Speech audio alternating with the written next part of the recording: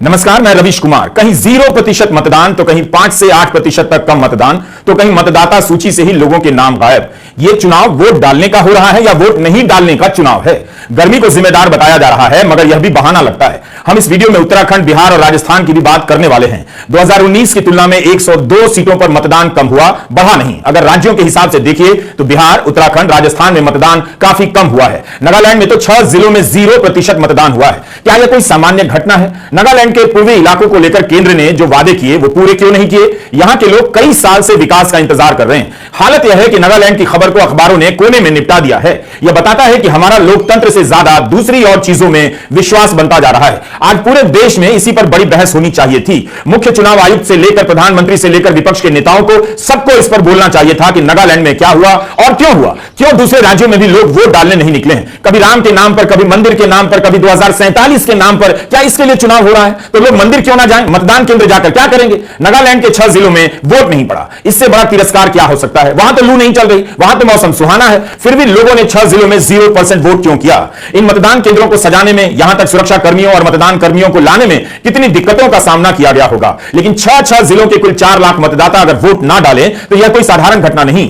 4 लाख में से एक भी वोटर वोट डालने नहीं आया। क्या यह चुनाव प्रक्रिया का मजाक नहीं? क्या इससे यह सवाल नहीं बनता कि मतदान केवल डांस ऑफ डेमोक्रेसी नहीं है कि डांस करते करते वोट देने चले गए? लोगों के इलाके में जीवन की बुनियादी सुविधाएं जब नहीं पहुंचती हैं तो लोग क्या करें?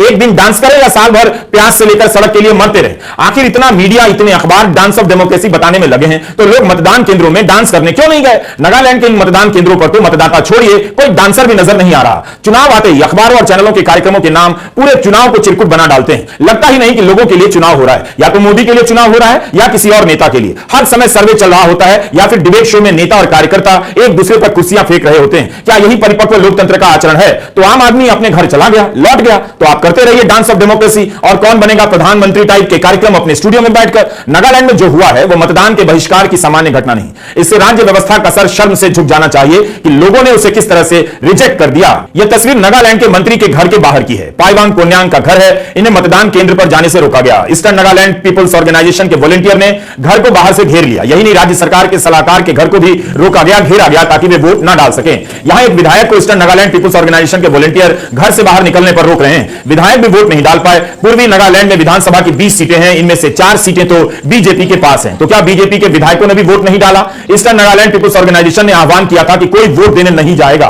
पूर्वी नागालैंड के 6 जिलों में करीब 4 लाख मतदाताओं ने वोट नहीं डाला। चुनाव आयोग का डेटा है कि नागालैंड में 56.91% मतदान हुआ है। कहां तो चर्चा इस पर होनी चाहिए कि देश के एक राज्य के लोगों की क्या मांगे हैं और वो मांगे कितनी सही हैं।